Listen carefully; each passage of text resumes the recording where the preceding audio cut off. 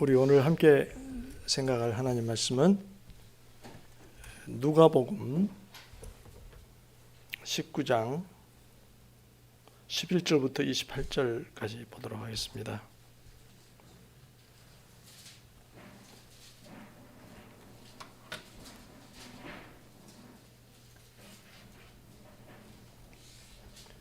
네, 19장 11절부터 교독하겠습니다. 제가 11절 읽기 시작합니다. 그들이 이 말씀을 듣고 있을 때에 비유를 더하여 말씀하시니 이는 자기가 예루살렘에 가까이 오셨고 그들은 하나님의 나라가 당장에 나타날 줄로 생각함이더라.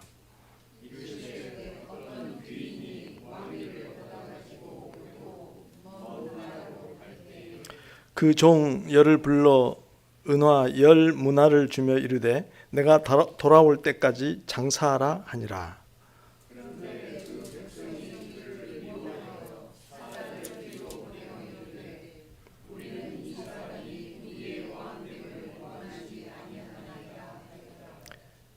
귀인이 왕위를 받아가지고 돌아와서 은화를 준 종들이 각각 어떻게 장사하였는지를 알고자 하여 그들을 부르니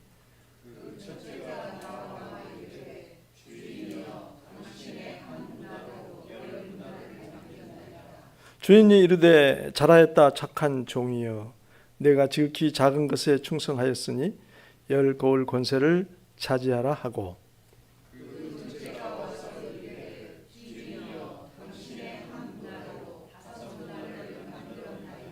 주인이 그에게도 이르되 너도 5 거울을 차지하라 하고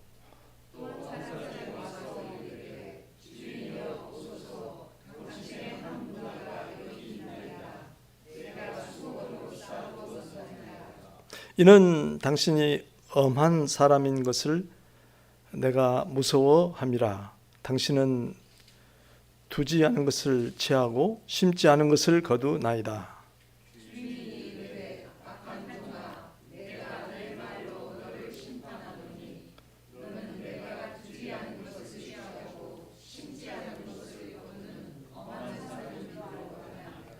그러면 어찌하여 내 돈을 은행에 맡기지 아니하였느냐? 그리하였으면 내가 와서 그 이자와 함께 그 돈을 찾았으리라 하고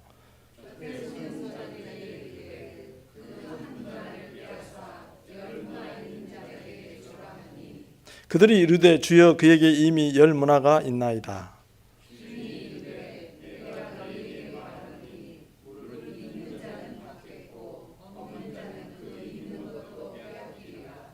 그리고 내가 왕됨을 원하지 아니하던 저 원수들을 이리로 끌어다가 내 앞에서 죽이라 하였느니라.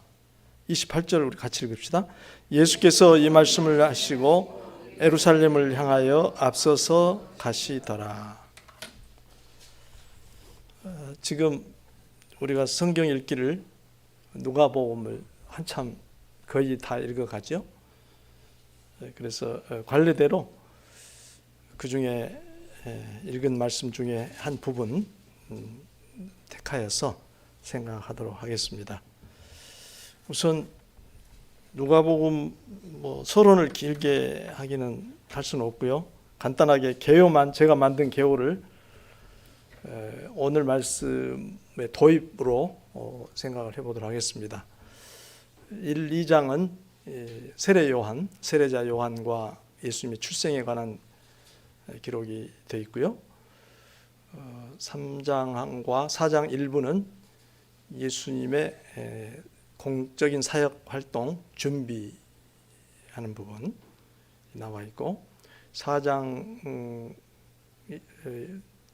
14절부터 길게 9장까지는 갈릴리의 예수님, 그분의 출신 지역인 갈릴리에서 주로 활동하신 이야기들이 기록이 되어 있고 9장 51절에서 하나 분수령을 이루면서 예수님이 예루살렘을 향하여 올라가시는 길에 이루어졌던 사역들이 쭉 소개가 되어 있고요. 방금 우리가 끝절로 읽은 19장 8절로 해서 예루살렘으로 입성하신 예수님의 사역, 특히 죽음과 부활에 관한 기록이 나머지 부분에 실려 있습니다. 예수님은 19장 앞 이야기를 보면 예루살렘으로 올라가는 길에 그 길목에 있는 여리고를 지나가시다가 삭개오의 집에 들어가서 유숙하셨습니다. 삭개오는 과거에 죄악된 삶을 회개하고 새 사람이 되었습니다. 이제 예수께서는 다시 예루살렘을 향하여 발걸음을 재촉하실 것입니다. 그때 주님께서는 사람들이 오해하고 있는 문제에 관해서 비유를 하나 말씀하셨습니다. 그 오해하고 있는 문제란 그분 나라, 하나님 나라의 본질에 관한 오해가 광범위 퍼져 있었습니다. 그 비유는 바로 열문화 비유. 우리 성경 번역자들이 제목을 열문화 비유라고, 은열문화 비유라고 붙였습니다. 내용을 보면 어떤 점에서 열종 비유 이렇게 붙이는 것도 괜찮을 것 같습니다. 열종의 그 행위를 다루는 주님께서 다루시는 그 내용이 주 내용으로 되어 있기 때문입니다. 오늘 긴 내용을 이미 잘 알고 있습니다. 좀 문제를 여러분에게 드려서 요점적으로 살펴보도록 하겠습니다. 첫 번째 문제를 11절에서 우리 생각을 해봅시다. 이 문제를 한번 읽어볼까요? 우리 같이. 예수님이 비유를 말씀하신 상황과 이유를 말해보라. 예수님이 앞으로 이제 비유 내용이 나오게 될 텐데 이 비유를 말씀하신 그때의 상황이 나오고 이유를 우리가 거기서 살필 수가 있습니다. 11절을 우리 다시 한번 볼까요? 11절에 이렇게 되어 있습니다. 그들이 이 말씀을 듣고 있을 때에는 삭개오 집에서 삭개오의 그 변화된 상황에 대해서, 삭개오의 구원에 대해서 주님께서 말씀하셨습니다. 끝으로 인자가 온 것은 잃어버린 자를 찾아 구원하려 함이니라. 이 말씀으로 마무리가 됐었죠. 비유를 더하여 말씀하셨다. 아마 그 자리에서 삭개오를 비롯한 또 그 친구들, 예수님 제자들이 다 듣는 가운데 이 말씀을 하셨다고 생각이 듭니다. 이는 자기가 예루살렘에 가까이 오셨고 그들은 하나님의 나라가 당장에 나타날 줄로 생각함이더라. 이 부분에 오늘 이 질문에 대한 답이 들어 있습니다. 이는 자기가 예루살렘에 가까이 오셨고, 우리가 전체 개요에서도 살폈지만 예수님은 지금 예루살렘을 향하여 긴 여정을 진행하고 계십니다. 예루살렘에 가까이 오셨습니다.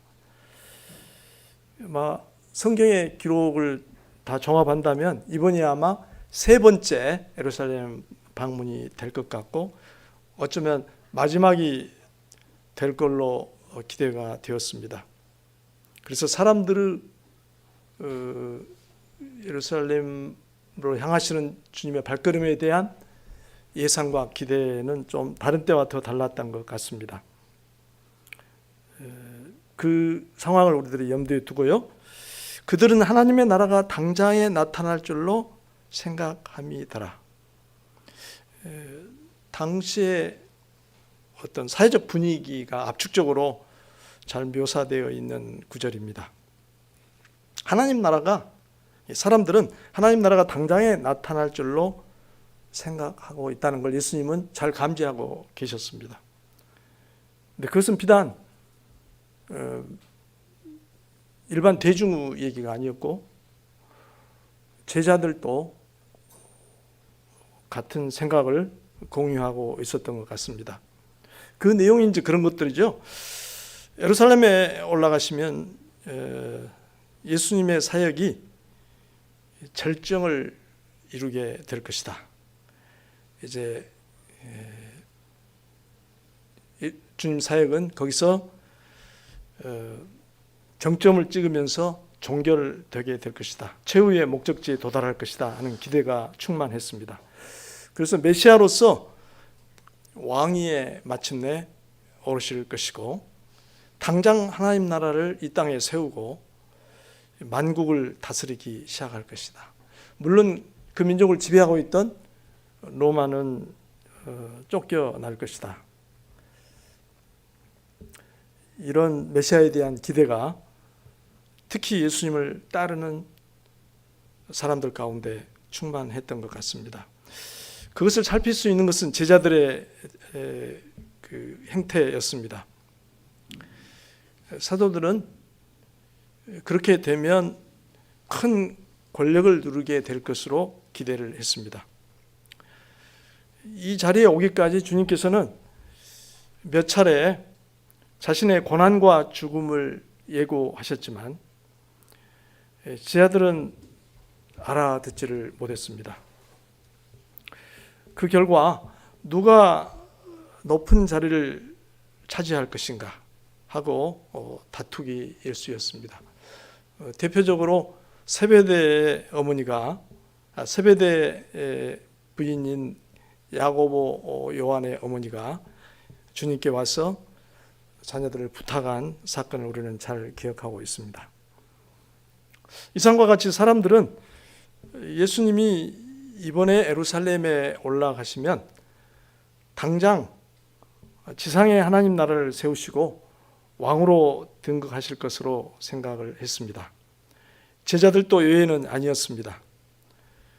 그래서 예수께서는 사람들의 오해를 바로잡고 앞으로 있을 일, 특별히 그 시대의 성격, 그리고 하나님 나라의 본질이 무엇인가를 비유로 가르쳐 주셨습니다. 상황과 이유까지 얘기를 생각을 해봤고요. 두 번째 문제, 얘기의 몸체 전체입니다. 12절부터 27절을 우리가 뭉뚱그려서 답을 해보도록 하십시다. 한번 문제 읽어볼까요? 이 비유는 하나님 나라에 대한 오해를 어떻게 교정해 주는가? 세 가지 항목으로 나눠서 한번 생각을 해보려고 하는데요. 첫 번째는 왕의 즉위 또는 왕의 등극이라고 12절을 중심으로 생각을 해보도록 하겠습니다. 12절에 보면 이르시되 어떤 귀인이 왕위를 받아가지고 오려고 먼 나라로 갈 때 이렇게 나와 있습니다.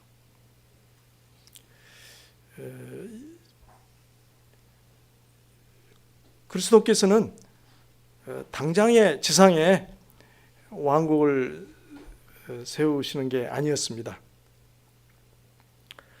먼저 사람들에게 거부를 당하시고 떠나 계시는 기간이 올 것입니다. 주님은 제자들과 함께 있을 때와 당신의 왕국을 세우기 위해 오실 때 그 사이에 중간 시기가 있을 것임을 분명히 밝히고 계십니다. 그리고 우리는 제자들과 더불어 바로 그 시기를 살고 있습니다. 왕위를 받아가지고 오려고 먼 나라로 갈 때, 이건 아마 그 당시에 왕위에 있었던 헤롯의 후손들이 지배자인 로마 황제에게 가서 자기들의 왕위를 허락받아 오곤 했던 그런 관례를 반영한 것 같습니다.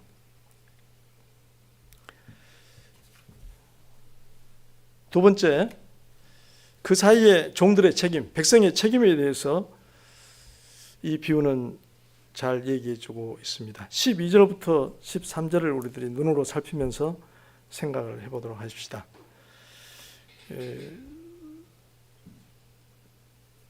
주인은 종 열을 불러가지고 각각 한 문화씩을 맡기면서 그것으로 장사하여 재산을 불리라고 당부했습니다.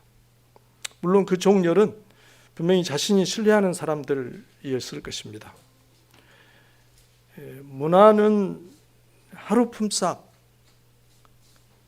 정도의 데나리온 정도의 가치를 가진 은돈이었습니다.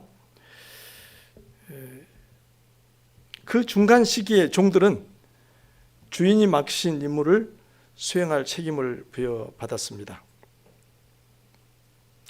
이 비유가 우리에게 가르치는 것은 주님께서는 소중한 자원을 우리에게도 맡기시고 장사하라고 하셨다는 것입니다.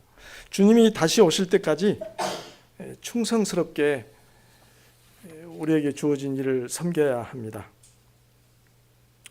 우리는 왕의 돌아옴을 기다리면서 우리에게 맡기신 임무와 책임을 감당하고 그의 나라를 위해서 그것을 투자를 해야 합니다. 각자의 인생을 주인의 이익을 위해 경영할 책임이 있습니다.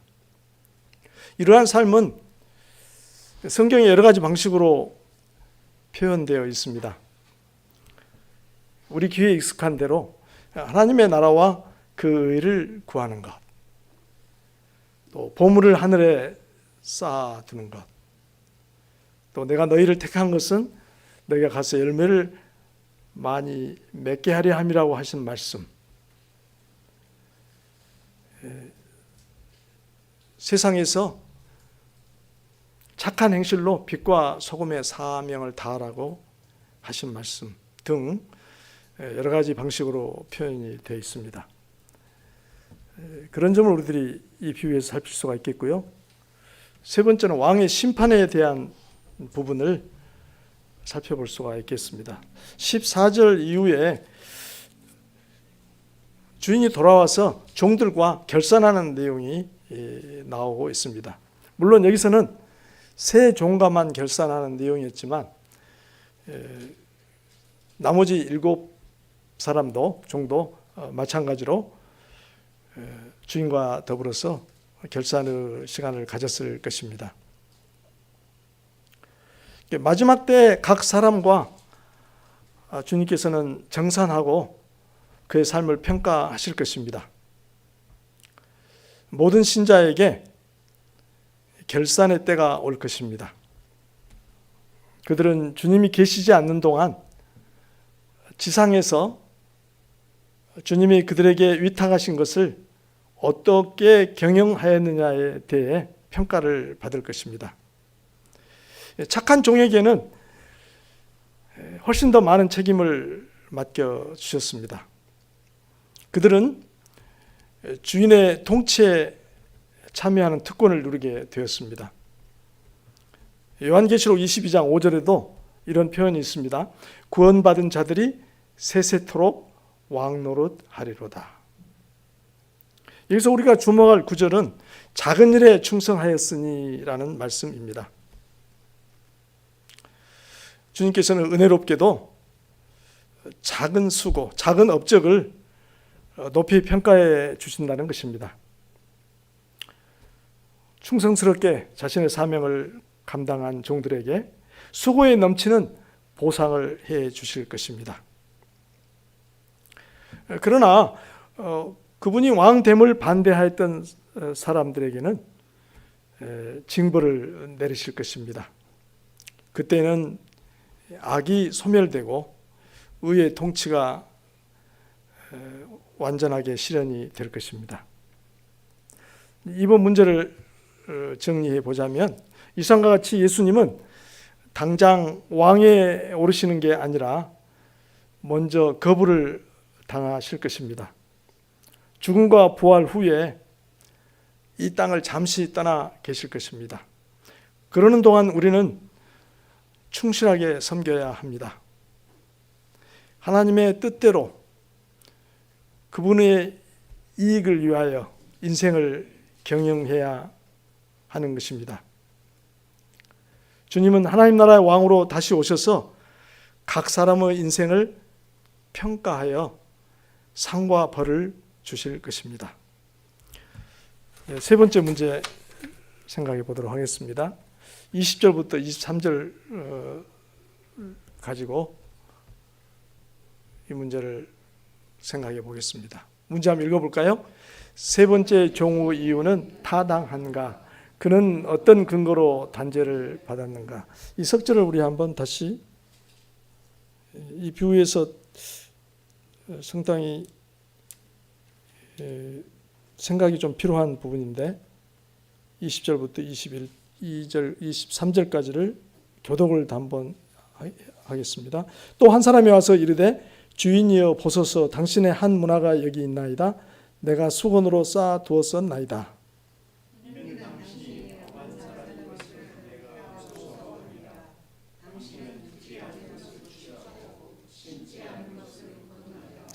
주인이 이르되 악한 종아 내가 내 말로 너를 심판하노니 너는 내가 두지 않은 것을 취하고 심지 않은 것을 거두는 엄한 사람인 줄로 알았느냐. 23절 같죠? 그러면 어찌하여 내 돈을 은행에 맡기지 아니하였느냐. 그리하였으면 내가 와서 그 이자와 함께 그 돈을 찾았으리라 하고. 종이 된 이유가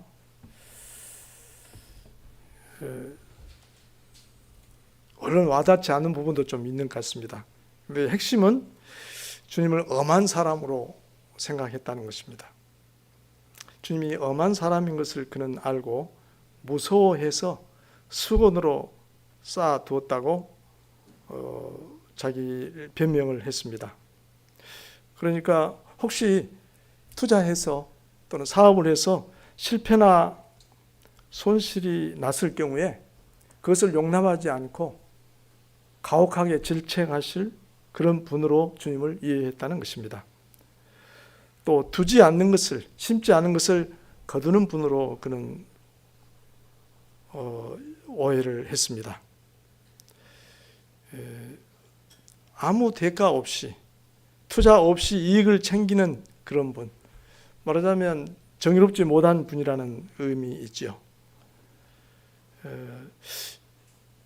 이 종이 들이댄 이유가 우리 모두 이유는 아닐 겁니다. 종은 그렇게 이유를 댔습니다. 그는 아무 노력도 하지 않고 애초에 받은 그대로 내놓았습니다.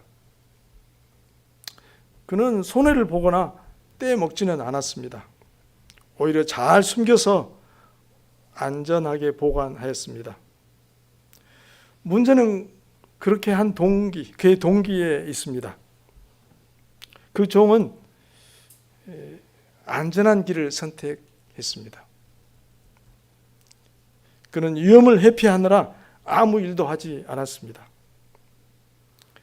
그는 빈틈없는 주인의 재산을 혹여 축낼까 두려워할 뿐이었습니다. 그는 그렇게 자신의 책임을 회피하였습니다. 그것은 주인에 대한 오해가 불러온 일종의 참사였습니다. 그의 인생을 낭비해 버린 거죠. 주인이 어떻게 그를 정죄합니까? 단죄합니까? 네가 나를 그런 사람으로 알았느냐? 그러면 어찌하여 내 돈을 은행에 맡기지 아니하였느냐? 그리하였으면 내가 와서 그 이자와 함께 그 돈을 찾았으리라 하고 이렇게 그를 질책했습니다. 그는 주인을 몹시 오해하고 있었습니다. 그렇더라도 최소한 가장 안전한 투자처인 은행에 맡길 수는 있었을 것입니다. 그러나 그는 그것마저도 하지 않았습니다. 결국 그는 주인이 맡겨주신 일, 즉 이윤을 남기는 일에는 전혀 관심을 갖지 않았다는 것입니다. 그는 주인의 의도를 전혀 받아들이지 않았고 유일한 관심은 자신의 안전에 있었던 것입니다. 그래서 이 두 질문을 생각해 봤고요. 질문 하나 더 붙여봅니다. 그의 사례에서 우리는 무엇을 배우게 되는가? 우선 주님의 대답에서 우리는 주님에 대한 오해를 갖지 않도록 해야 되겠습니다. 주님은 가혹한 분이 아니라 오히려 너무나 자애로운 분이십니다. 실패와 빈약한 성과를 탓하지 않고 오히려 우리의 중심을 보시는 분입니다. 주님은 제자들이 위험을 무릅쓰고 시도하다가 혹시 실패한 일에 대해서도 책망하시지 않으실 것입니다. 오히려 우리의 불충성, 나태함을 책망하실 것입니다. 또한 주님은 심지 않는 데서 거두는 그런 분이 아니십니다. 그는 가장 정의로운 분이십니다. 우리로 하여금 뿌린 대로 거두게 하시는 분이십니다. 그분 자신이 우리의 구원을 위해서 큰 대가를 치르셨습니다. 그분은 우리의 주가 되시기 위해서 자신의 모든 것을 버리셨습니다.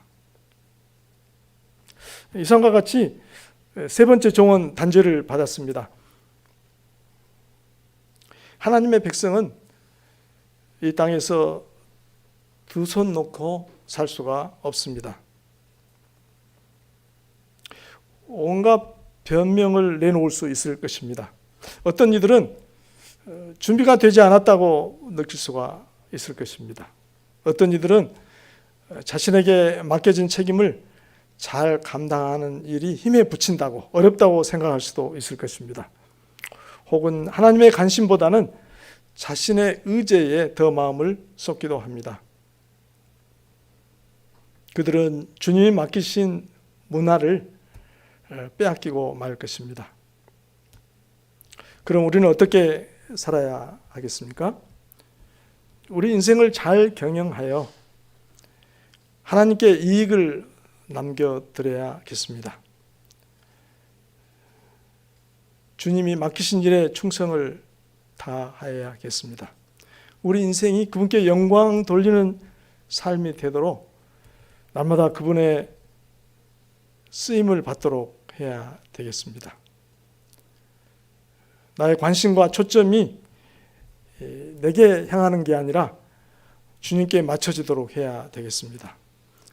주님을 배울 날까지 신실하게 그분의 나라와 그분의 뜻, 또 우리를 하나로 부르신 교회를 섬기는 일에 진력을 다해야 되겠습니다. 이 비유는 하나님 나라를 위한 수고와 헌신의 중요성을 가르치고 있습니다. 하나님께서는 우리에게 무한한 자연을 주셨습니다. 사용되지 않는 기회와 자원은 사라지고 말 것입니다. 이 맥락에서 믿음이란 우리에게 주어진 자원과 능력을 최대한 사용하고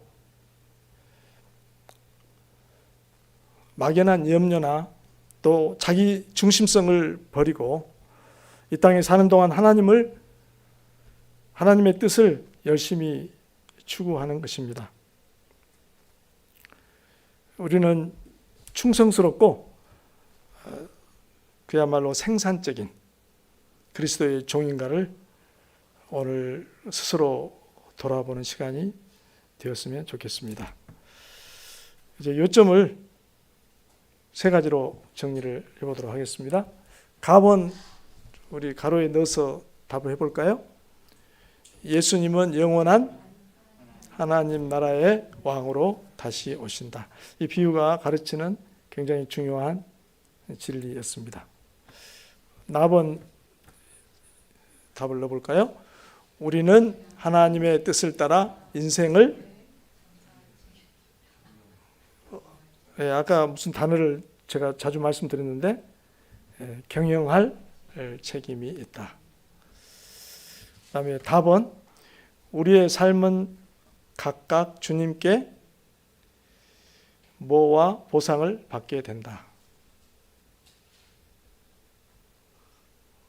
몇 번 말씀을 드렸는데 그 단어를 제가 생각한 것은 평가라는 말을 생각했습니다. 읽어볼까요? 우리의 삶은 각각 주님께 평가와 보상을 받게 된다. 이 비유의 가르침을 세 가지로 정리해 봤습니다. 한번 우리 다시 세 가지를 읽어보겠습니다. 첫째, 예수님은 영원한 하나님 나라의 왕으로 다시 오신다. 둘째, 우리는 하나님의 뜻을 따라 인생을 경영할 책임이 있다. 셋째, 우리의 삶은 각각 주님께 평가와 보상을 받게 된다. 우리 함께 감사 기도 드리겠습니다. 자비하신 우리 주님, 오늘 저희에게 주신 말씀에 감사드립니다. 은열 문화 비유를 통해서 하나님 나라의 본질을 더 잘 알게 하시니 감사합니다. 저희 모두 예수 그리스도께서 하나님 나라의 왕으로 다시 오실 것을 확실하게 소망하며 이 땅을 살아가게 하시옵소서. 그러는 동안 저희 각자와 또 우리 교회가 하나님의 뜻을 따라 자신의 인생과 주님의 자원을 잘 경영해 나가도록 인도하여 주시옵소서. 저희 모두가 그날에 주님 앞에 설 때에 주님의 칭찬과 영광에 참여하는 자들이 되게 하여 주옵소서. 예수님의 이름으로 기도하나이다. 아멘. 다 같이 찬송 부르십시오.